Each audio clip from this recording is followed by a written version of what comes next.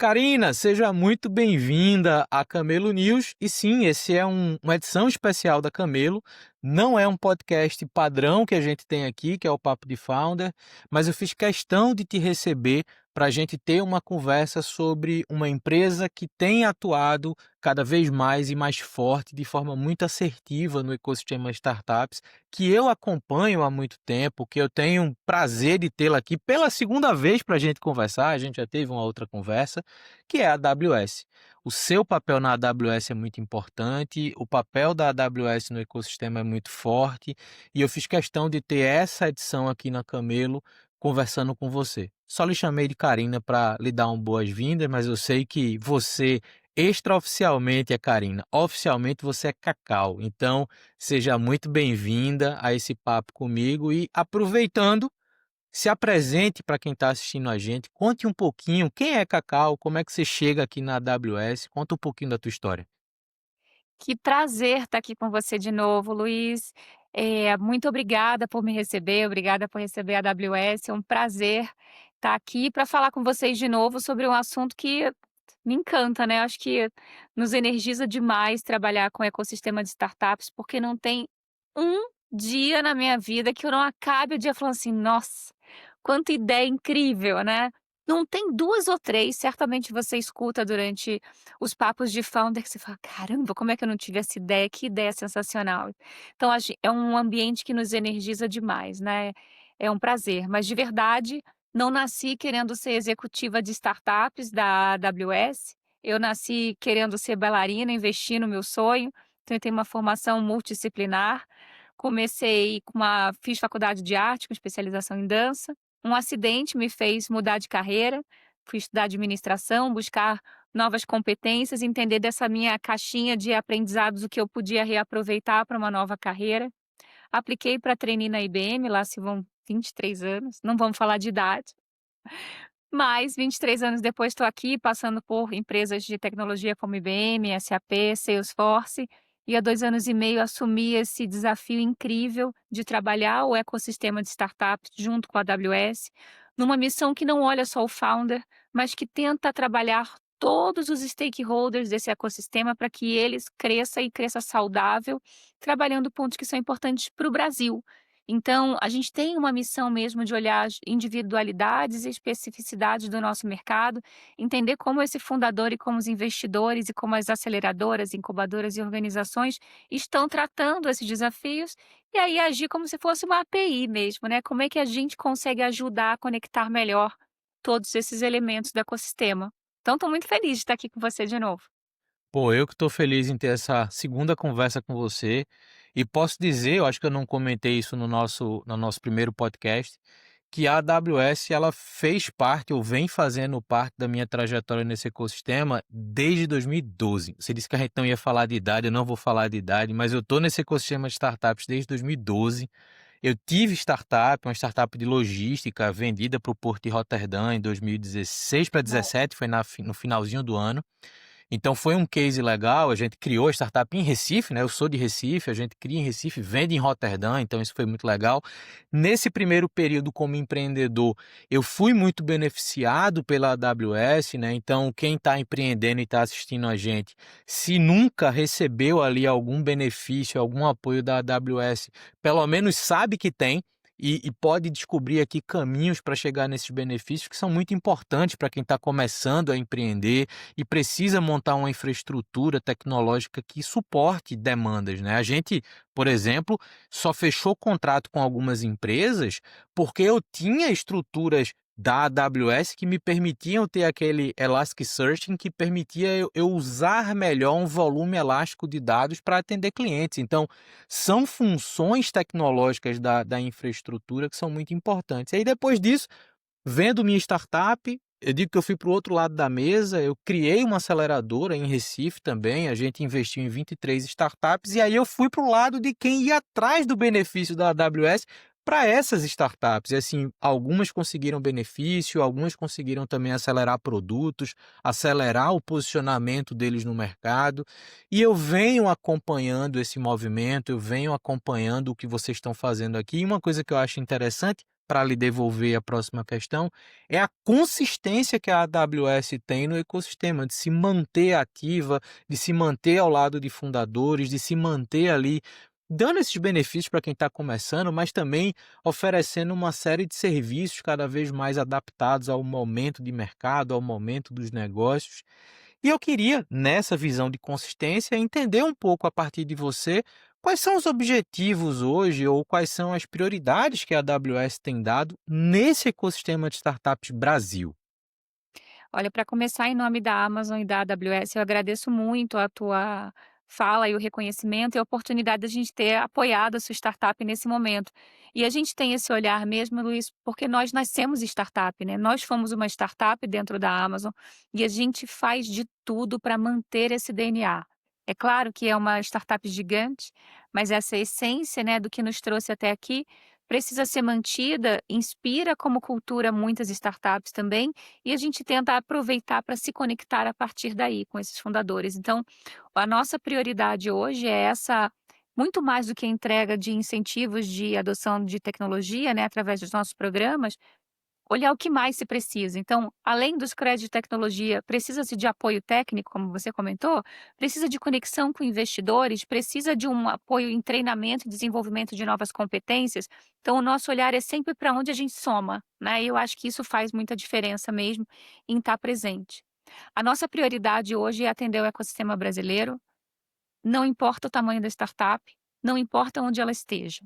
Eu acho que esse é um olhar que para mim faz muita diferença. Então, o nosso time, ele é organizado de maneira a atender a startup com a mesma qualidade, não importa o tamanho. Muitas delas estão no início da jornada ainda em MVP, e aí a gente trabalha esse caminho através das parcerias, como a gente fez com o Sebrae recentemente, né, que a gente lançou no Startup Summit, o apoio às startups desde o treinamento até a adoção tecnológica e o incentivo através do programa Activate e outros programas que nós temos feito. Mas também as startups que já estão numa jornada mais avançada de desenvolvimento e que aí precisam, portanto, de um apoio, eventualmente numa estratégia de go-to-market, numa expansão internacional, numa conexão para um merge com uma outra empresa, ou uma conexão com potencial cliente, se é uma enterprise, porque a gente está presente em todos os segmentos, né? Temos clientes no setor público, nas grandes corporações, pequenas e médias, além das startups. E a gente sabe que um é cliente do outro, né. Então, se a gente pode promover essas conexões, eu acho que a gente também está fazendo um bom papel, servindo aos nossos clientes. Esse é o lugar que a gente quer estar. Então, é difícil responder a prioridade, mas sendo bem Amazônia aqui, usando o nosso princípio de liber o nosso princípio de ser obcecado pelo cliente, é isso que a gente está tentando ser aqui, né, obcecado pelas startups e como a gente pode ajudar esses fundadores. E eu acho que eu posso dizer que a sua prioridade enquanto AWS é essa, é estar próximo de fundadoras e fundadores, estar próximo a outros atores do ecossistema, como você também colocou, e fazer parte do dia a dia, né. Eu acho que o mais importante de empresas como a AWS é elas se colocarem ali como, eu costumo brincar, né, a menos de um braço de distância de um fundador, uma fundadora, de quem está liderando aí, por exemplo, aceleradoras, incubadoras, como você colocou, para que essa jornada de relacionamento das startups com a AWS se desenvolva com o negócio, né. Então eu comentei o meu caso, que é o que eu posso entrar mais profundo, e foi isso, foi de um benefício a uma contratação, de uma contratação a uma expansão, e uma expansão que me permitiu ter uma auditoria de produto que passou para uma venda global. E para uma gigante global, né, a venda foi nacionalizada na Holanda, mas para uma gigante global, e muito disso teve, a ver com a infraestrutura tecnológica que a gente tinha por trás, e a infraestrutura estava totalmente ligada ao que vocês oferecem como serviço. Então, acho que isso tem, um impacto e uma importância muito grande no papel de vocês. Você Karen, contou a sua história e eu queria, se você me permitir, já claro, aproveitar para por favor. que a gente vem conversando, que me encantou muito, me deu muito orgulho, porque acompanhei desde o iniciozinho da jornada dessa startup, que é a Amadeus AI. Eles vieram evoluindo, assim, mas do zero, junto com a AWS. A gente começou como parceiro deles de tecnologia, mas eles foram participando de diversos programas que a gente teve, né. Então o CTO Fellowship, que é uma grande comunidade de CTOs que a gente tem, o desenvolvimento do Gaia, que foi um programa específico que a gente está rodando agora a segunda edição, para empresas de tecnologia em IA, onde a gente fez mentorias com grandes empresas de IA, uma troca, essas startups foram reunidas no mundo inteiro para trocar informações e crescer. E eles chegaram a um ponto de, apoiados por esse programa, conseguirem treinar 21 modelos. Com tecnologia brasileira, né, então eu acho que isso dá muito orgulho para a gente nesse momento e hoje estão desenvolvendo esse mesmo trabalho, ajudando grandes corporações a treinar os seus modelos. Então, histórias como a sua, como a da Amadeus, a gente tem muito orgulho de contar e garantir que esses founders tenham muito, muito mais sucesso, seja vendendo suas empresas, seja escalando e transformando-se nos futuros iFoods, Nubanks e etcétera.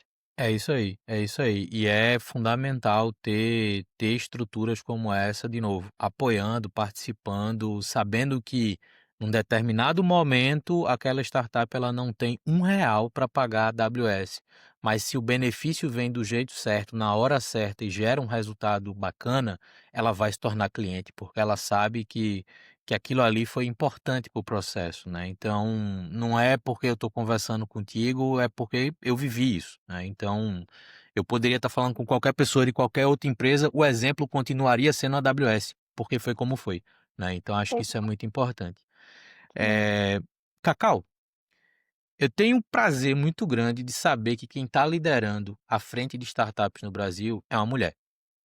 E a gente sabe que isso tem uma imagem representativa muito forte. E recentemente eu vi um vídeo seu, você publicou, falando das suas referências antes de você ter um papel de liderança, e você disse: "Meus líderes eram todos homens". E eu olhei para eles e fiz assim: "Eu quero estar nesse lugar".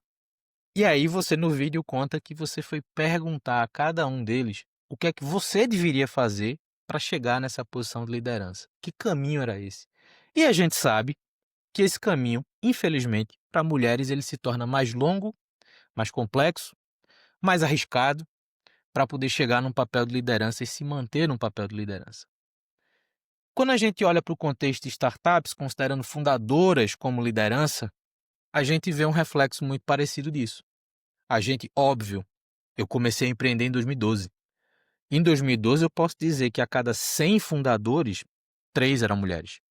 Hoje, talvez a gente tenha a cada 100 fundadores, 30, 35 sejam mulheres. Melhorou? Melhorou.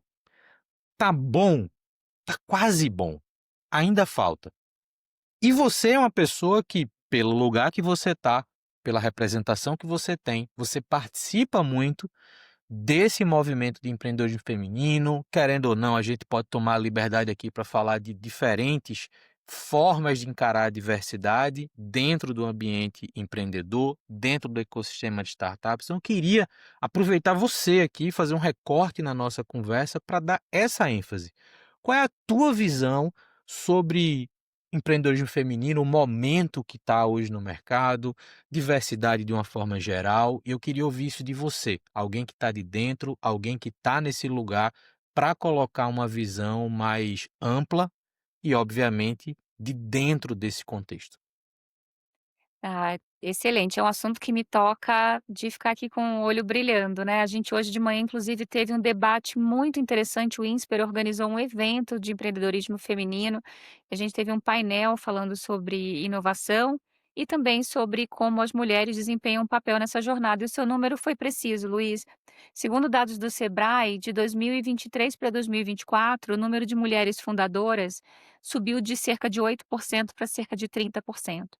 E agora em 2025, esperamos, né, que para os próximos dados lançados a gente tenha uma evolução e não uma, né, uma redução desse valor. Mas essa realidade é uma realidade difícil de viver, não só como fundadoras e empreendedoras, mas também em grandes corporações, que foi o caso da minha jornada.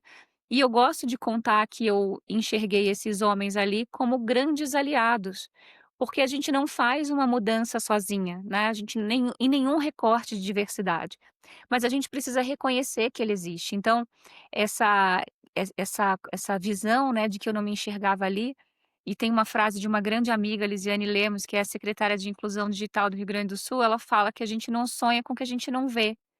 E essa é a realidade em muitos momentos hoje, né. Eu tenho muito orgulho de dizer que o nosso líder de startups global é um homem preto, e dá muito orgulho. Ele não está ali porque por conta da cor, do sexo, da religião, de nada disso, ele está ali porque ele é muito competente. Mas ver um homem negro na grande liderança de uma grande corporação é uma inspiração para milhares de jovens que estão indo nessa jornada e que se enxergam ali a partir desse momento. E a mesma coisa acontece com a mulher. A gente, tem tido programas e iniciativas específicas para isso. E eu acho que uma delas que me surpreendeu muito aqui na AWS, é que o nosso grupo de afinidade, né, muitas empresas têm grupos de afinidade, a gente também tem vários recortes de diversidade apoiados por grupos de afinidade, mas o Mulheres em Startups, ele tem uma missão de apoiar não só as funcionárias, mas também as fundadoras. Então, nós organizamos programas, encontros, apoiamos grupos que já existem e também fizemos esse ano uma iniciativa que a gente vai divulgar mais para frente os resultados, mas uma rodada de blind fundraising, num experimento mesmo, né, para entender se a gente enxerga vieses ou não na relação de investidores e fundadores com esse recorte de gênero. E se nas nossas relações no dia a dia acontecem, né, não sei se você chegou a ver, mas a Amy Webb comentou no SXSW por 2 anos consecutivos que perguntando para diversos modelos de linguagem para criar perfil do CEO de uma empresa e tal, tal, tal, e aparece o mesmo homem branco, hétero, cis, de meia idade, grisalho, de terno, e a IA reproduz os vieses que a gente tem, como é que a gente não vai ter isso no nosso dia a dia? Então, se a gente não for intencional para mudar isso, não vai acontecer. Então, a gente precisa ter muito mais do que lugar de fala, que é onde eu tô, é ter o lugar de ação, como uma executiva na área. Então, se eu cheguei aqui, eu tenho a obrigação de trabalhar para que outras mulheres cheguem, outras mulheres pretas cheguem, outras pessoas com deficiência cheguem, e é isso que a gente tenta fazer.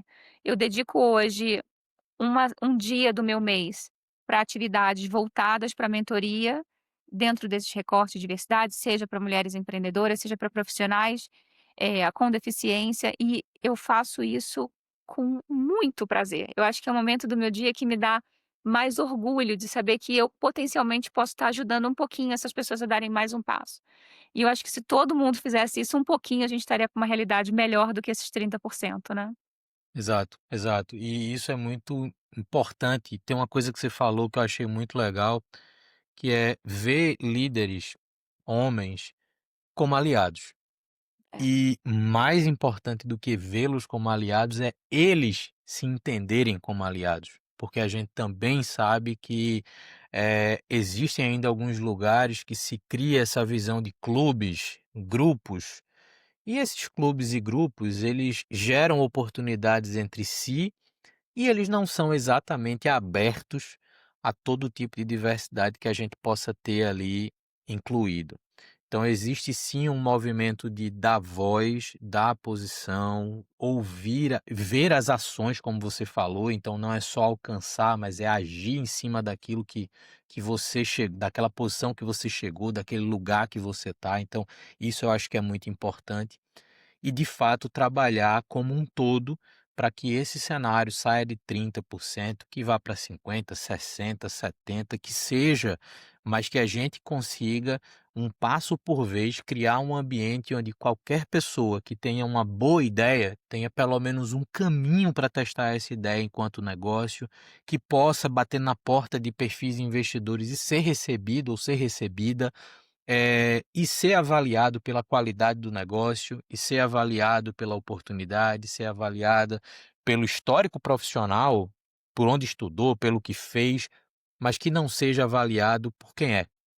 exato. Por ser mulher ou por ser uma pessoa preta, eu acho que esses são critérios que não medem nada que não seja preconceituoso de alguma forma. Tem que se medir Total. capacidade, né. Total, e assim, é importante a gente também reconhecer que todos nós temos vieses, né, inclusive nós mulheres com mulheres, e se a gente não reconhece isso, a gente não muda. Então acho que esse é um ponto muito importante da gente entender. Então eu não posso na hora que eu tô falando eu, né, mas eu não tô no lugar de investidora, se tivesse, ao questionar uma fundadora, uma empreendedora, perguntar: "Mas puxa, você vai ter filho? Porque aí você vai ficar fora, como é que você vai conciliar seu tempo?" Por que não para o homem também, né, que também é pai, também é responsável, no momento da sociedade onde a gente tem esse compartilhamento tão bonito de responsabilidades entre homens e mulheres. Então, eu acho que é um trabalho a muitas mãos, tá, a gente não bolhas existem, as bolhas elas podem servir de rede de apoio, não tem nada de ruim de ter bolhas, né. Ela só não pode ser uma bolha vazia, ela não pode ser uma bolha onde a gente não possa penetrar, que a gente não possa conectar. Então eu acho que essa é a provocação, né, como é que a gente não estoura as bolhas, mas cria essas interseções entre essas bolhas, né, para que todo mundo ganhe. Exatamente, exatamente. E isso é fundamental em qualquer contexto. E mais uma vez trazendo aqui para o contexto que você tá, o contexto AWS como um todo, vocês podem ser, estímulos e motivações para essas interseções entre bolhas, né, para criar essas pontes entre grupos, entre, falas diferentes, e essas conexões elas vêm como a gente viu, e aí já puxando para o próximo ponto, como a gente viu recentemente no São Paulo Tech Week, que eu tive o prazer de estar aí, no que vocês fizeram, no ambiente que vocês criaram e vocês conseguiram ali fazer um merge de diferentes temas, diferentes vozes, diferentes propostas, mas em torno de um tema que se tornou meio que a ponte ou a cola de todos esses grupos hoje, que não tem como não ser IA, né. Então eu estava segurando aqui para a gente vai falar sobre IA, sim, vamos falar sobre IA,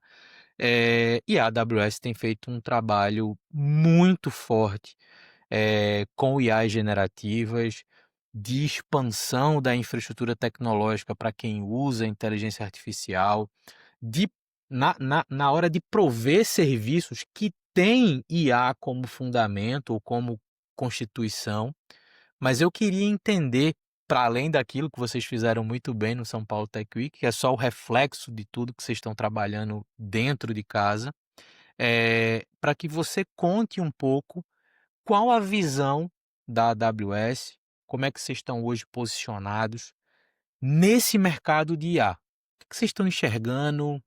A gente estava comentando aqui antes, hoje quando eu converso com uma fundadora, com um fundador, eu já nem pergunto mais se está usando IA, eu já pergunto como.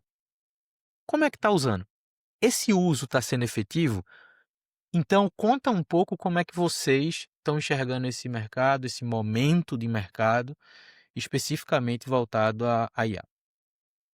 Nossa, primeiro eu vou falar da casa, porque a gente não queria mais ir embora de lá, tá. Se pudesse a gente fazia o bootcamp da AWS lá, porque foi um momento muito legal. E eu acho que essa coisa de você ter um hub, você cria a intencionalidade da discussão, né. O debate foi muito legal tendo criado ali em cima dessa estrutura da casa, né. E o conteúdo foi muito rico, porque foi um conteúdo que não debateu a IA do ponto de vista só da tecnologia, mas era aplicabilidade no setor público, aplicabilidade em indústrias específicas. Então eu acho que essa troca foi muito rica, e fora que a gente fez um happy hour muito legal, né, que eu acho que é o momento das conexões, e pra gente em startup, você tem que ter conexão, né, esses momentos de encontro são muito importantes. Eu quero reforçar a tua visão com uma pesquisa que a gente lançou, inclusive, nessa semana, que chamou Desbloqueando o Potencial da Inteligência Artificial no Brasil, e que reforça muito da visão do que a gente está usando de IA no Brasil, mas com um recorte muito legal sobre esses tipos de empresa, né? Falando das grandes corporações, das pequenas, das micro e pequenas empresas e também das startups. A primeira coisa que me chamou a atenção de uma maneira muito positiva dessa pesquisa que a gente fez, foi que o nosso patamar de adoção de IA está muito próximo da Europa. A gente está em 40%, né, dos respondentes se disseram já adotar a inteligência artificial nos seus negócios. A Europa está em 42%, então a gente estava num valor muito bom, que mostra que o brasileiro, a gente já sente isso no dia a dia, né, mas a gente é early adopter de tecnologia, a gente gosta de testar, experimentar e tal. Porém, quem está de fato extraindo valor daí, né? Então, se hoje eu olho para que 53% das startups brasileiras já se dizem utilizando inteligência artificial, que é um número altíssimo, imagina, a gente está falando, né, de um assunto que começou ali há 4, 5 anos atrás, mais proeminente, 31% já estão desenvolvendo novos produtos em IA. É muita coisa. Isso mostra o quanto que o brasileiro também como empreendedor tem a capacidade de aproveitar o momento da tecnologia para reorganizar o seu negócio. Por que que isso é bom? Porque muitas dessas startups são startups B2B, Luiz. E o que acontece com uma startup B2B? Ela ajuda a grande corporação a adotar a tecnologia mais rápido. Então, quando a gente olha, faz a mesma pergunta para uma grande corporação, só 12% das grandes corporações estava realmente conseguindo extrair valor da IA até o momento. Caramba, eu vou reinventar a roda? Eu vou esperar um processo gigantesco para conseguir desenvolver um programa, fazer do zero? Eu tenho uma startup aqui prontinha para me entregar esse valor, né? E aí quero te dar um exemplo que a gente tem acompanhado dentro de um programa nosso chamado Gaia, GenAI Accelerator Program, onde a gente está apoiando algumas startups, depois a gente pode falar dele se quiser. A AI Cube, eles têm desenvolvido, através de redes neurais, o que eles chamam de personas sintéticas, profissionais sintéticos, que têm ajudado muitas empresas e muitas pessoas a rodar qualquer questão que seja de tecnologia através de um agente. E isso tem liberado o tempo desses profissionais para dedicar o que eles têm de diferencial. Então é muito mais do que substituir, é como é que eu somo, né? Como é que eu acelero essa adoção tecnológica. E aí a iCube tem feito isso de uma maneira muito bonita, porque o que o Cube faz, que é a unidade deles de produção, é aprender com você. Então ele aprende e te ajuda a entregar melhor e mais rápido. São soluções que você fala assim: "Caramba, eu estou pensando aqui rápido em 5 grandes empresas que poderiam se beneficiar disso". E com uma solução dessa todo mundo ganha, né. Então eu acho que são histórias legais em que o dado só reforça a importância da gente ter esse olhar multidisciplinar, né. Exato. E essa pesquisa ela parte de um fundamento muito importante, né, porque existe o uso e existe a extração de valor. E isso é muito importante quando a gente pensa em negócios, a gente pensa em estratégias, né. Aqui na Camelo eu tive um artigo recente que eu publiquei falando sobre o que são as novas defesas para as startups, nesse momento onde o que a gente mais vê surgindo são startups AI first. E aí uma coisa que eu costumo, questionar de negócios como esse são: "Cara, você é AI first de verdade ou você só montou um conjunto de prompts que deu certo?". Porque também tem muito disso hoje. Eu acho que por um lado é bom, porque as pessoas estão se testando mais enquanto empreendedores e empreendedoras, porém, a gente precisa entender que esse é um cenário cuja competitividade e os diferenciais competitivos, eles vão para um outro patamar. Porque se você tem uma solução inteira construída em cima de 2, 3 prompts que funcionaram, quem achar os mesmos resultados com outros prompts, vão levar o seu mercado. Aí a Barreira gente de entrada. Exatamente. Então, assim, passa a ser uma briga por uma marca, uma comunicação e um preço, e não pelo produto, não pela entrega de valor efetiva, né. Então, isso é um ponto muito relevante e isso traz, Cacau, para um ponto também que você citou a AI Cube, e foi uma das que eu vi que vocês estão apoiando, que estão investindo, e eu queria entender um pouco disso, né, indo um pouquinho mais além nessa visão de IA, vocês também estão se colocando nessa posição de apoiadores, investidores, aceleradores de negócio, aí sim, com propostas de IA estratégicas, bem fundamentadas. Então conta um pouco dos programas que hoje vocês estão aplicando às startups, disponibilizando às startups e, mais especificamente, desses que têm apoiado, investido, um pouco mais nesses negócios e, pelo que eu vi, todos eles com um bom recorte e um bom posicionamento de IA. Então me dá um pouco desse parâmetro também. Dolo, porque eu acho que esse comportamento, primeiro, que você percebe e é perfeito, a gente percebe isso no mercado, né, todo mundo virou ponto IA, né. Isso acontece muito porque, ainda dentro dessa pesquisa, a gente capturou um dado que 78% das startups acreditam que a inteligência artificial vai mudar o negócio delas. Ponto. É um número muito alto, né. Então boa parte delas definitivamente está de alguma maneira tentando surfar essa onda e virar ponto IA mesmo, às vezes na camada do prompt, outras fazendo algo um pouco mais profundo. O que é importante que a gente entenda é que a gente está numa onda de evolução da adoção de inteligência artificial mais madura esse ano do que era ano passado, né. Ano passado todo mundo queria sair usando, experimentando, testando. A gente hoje tem um compromisso de retorno sobre o investimento, né, os investimentos em IA são da ordem de bilhão, né, por aí, no mundo. Então a gente tem que olhar para a realidade do Brasil e ser um pouco mais pragmático, e é aí que eu vejo o founder brasileiro se diferenciar.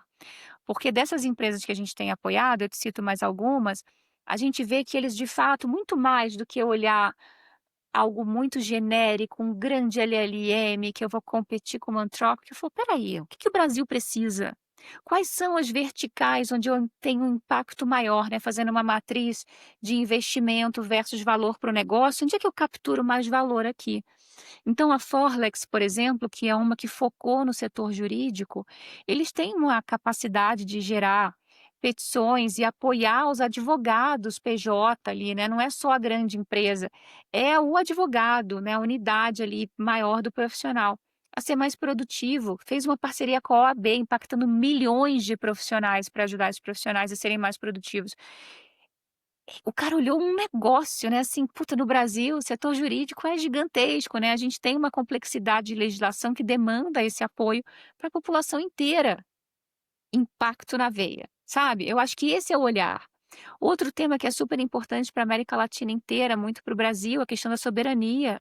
Então a gente tem muitas empresas de IA olhando para como a gente traz esse sabor da soberania para dentro do nosso contexto de inteligência artificial, especificidade. Um outro segmento que a gente vê altamente impactado por inteligência artificial de maneira super positiva é saúde, né. Não só na aceleração do descobrimento de novas medicações ou para descoberta de doenças em estágios mais iniciais através da análise de imagem, mas também para atender melhor as pessoas. Então, uma das startups que a gente acompanha aqui, a Doutor AI, eles conseguem fazer uma jornada tão fluida com a adoção de IA e agentes que quando você chega para falar com seu médico, seu prontuário já está todo pronto. Não é tão ruim quando a gente está, às vezes, numa consulta e o médico está só ali digitando e ele precisa capturar essas informações. Se eu consigo usar a inteligência artificial e os agentes para tornar essa jornada mais fluida, tá ótimo.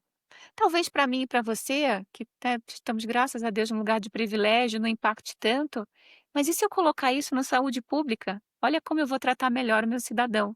Então, eu acho que a gente tem uma oportunidade de olhar para esses recortes das demandas que o Brasil tem e somar com a criatividade e com o foco do empreendedor brasileiro e ter essa mágica. Então, nessa jornada do Gaia desse ano, nós, temos 3 startups brasileiras participando, além das 2 que eu já te comentei, né, a Forlex e a iCube, a Dharma, que faz um trabalho para altos volumes de arquivos e documentos, que é incrível a velocidade com que eles conseguem tirar inteligência de grandes volumes de documentos. Eh o programa é só um pedaço, né, então o programa é um programa de 8 semanas que se encerra no Reinvent na primeira semana de dezembro, onde eles vão ter mentorias, vão ter investimentos para adoção da nossa tecnologia nas 3 camadas de IA que a gente trabalha, né, então a os chips, o Bedrock, que é a nossa camada de utilização e apontamento através de uma única API para diversos modelos, inclusive OpenAI, e na nossa camada mais de usuário, né, mais de aplicação, que são os nossos agentes dentro do Quick Switch, do Amazon Q e outros. Então, nessas 3 jornadas eles vão poder usar, mas esse é um programa. A gente apoia as startups independente desse programa através do Activate há mais de 10 anos. Foram mais de 7 bilhões investidos em mais de 300.000 startups pelo mundo. Então, assim, um programa vai endereçar um tema específico, mas a gente está apoiando através de outros programas, startups que estão ou não surfando essa onda de AI. Eu parei de te ouvir, não sei se sou só eu. Erro meu, fazer um recorte aqui, o meu microfone ele muta nele, e eu geralmente muto para não ficar pegando barulho de caneta, de mesa, esqueci de desmutar, foi mal. Sem problema. Mas vamos lá.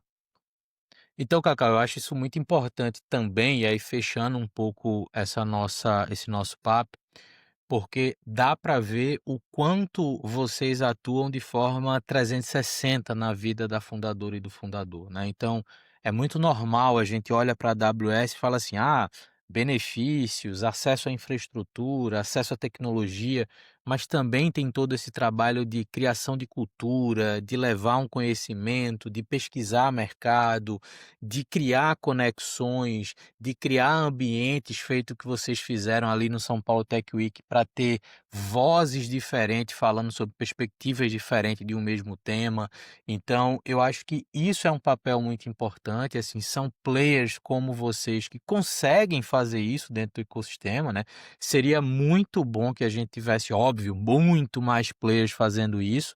É uma quantidade muito pequena e vocês têm esse papel consistente, como eu falei, e aí é muito bom. Você trouxe o exemplo do Activate, mais de 10 anos no mercado apoiando startups, então isso tem um papel relevante. Esse é o tipo de informação que eu quero trazer aqui para as leitoras e leitores da Camelo, que são fundadoras, são fundadores, sabem que a vida não são só unicórnios. Eu acho que isso é uma provocação que eu faço, repito, e bato muito nessa tecla, né? Então, o mundo real não é feito de unicórnios, é feito de startups que estão ali no dia a dia, que é o, como usam aqui no Nordeste o jargão de vender o almoço para poder comprar o jantar, né? Então, o dia a dia de muita startup é assim.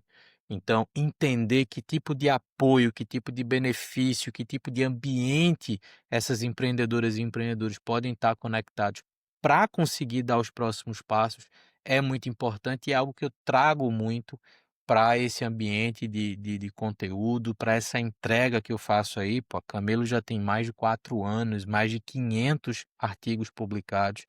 Então é um prazer muito grande ter esse episódio, né, essa edição aqui com você, Cacau. Te agradecer pelo tempo, pelo compartilhamento do que vocês estão fazendo, pelo compartilhamento da tua trajetória, por dividir esse teu tempo aqui comigo. Espero que você tenha gostado do papo.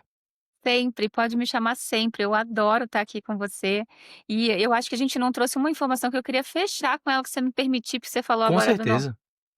e que para mim a IA, nos trouxe esse olhar incrível para o Brasil inteiro, sair desse eixo, né, que a gente olhava ali onde a maior parte das startups estavam concentradas, ali no sudeste sul, e ver que os principais hubs de inteligência artificial hoje no Brasil estão fora desse eixo, né. Então a gente tem Goiás, na Universidade de Goiás com um hub incrível, o CEIA, a gente tem grupos importantes no Piauí, a gente tem grupos, né, no Recife, tem em Uberlândia, tem no Sul, tem o Rio de Janeiro.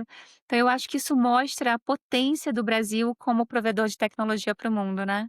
É isso aí, é isso aí. E se a gente está falando de conectar bolhas, não tem nada melhor do que a gente juntar uma tecnologia que está conectando todo mundo, uma rede que pode conectar as muitas geografias do Brasil e que a gente mostre de fato, e você trouxe um tema que é um tema importante, que você mostre de fato a soberania do país, né? Quando a gente fala a soberania tecnológica do Brasil, a gente não pode estar restrito a São Paulo e mais umas 3 cidades. A gente tem que estar falando de muitas cidades, né. Hoje eu não moro mais em Recife, mas moro perto. Eu moro em João Pessoa e aqui no interior, Campina Grande, cara, é absurdo a quantidade de pesquisa de ponta que a Universidade Federal de Campina Grande consegue fazer.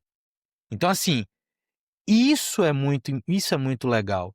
Isso eu acho que mostra o quanto de capacidades a gente tem, o quanto a gente consegue impactar o mercado como um todo, e eu acho que inteligência artificial de fato se tornou um acelerador ainda maior para a gente conseguir chegar nesses resultados. Então, Karina, obrigado, de verdade. Eu acho que é muito importante ter a própria pessoa que representa esse movimento no país, trazendo a informação, compartilhando um pouco da tua visão. Espero que quem assistiu a gente até aqui possa, se ainda não estiver, se conectar com a AWS. Se você está empreendendo uma startup, procura saber como é que a AWS pode te ajudar, que tipo de serviço pode prover para o seu produto. Eu contei aqui o meu caso, a Cacau trouxe outros cases, mas seja você o próximo case de sucesso, seja você o próximo case a se beneficiar do que a AWS pode lhe oferecer. Um parênteses aqui importante, esse episódio ele não é patrocinado, tá? Então eu estou falando de causa de ter vivido isso, então acho que isso é muito importante também, para não parecer que a Camelo tem um episódio da AWS porque a AWS pagou para isso. Não, não tem nada patrocinado aqui, eu quis trazer, porque eu acho que é importante dar também esse incentivo para quem está empreendendo. E a gente se vê na próxima edição aqui da Camelo. Valeu!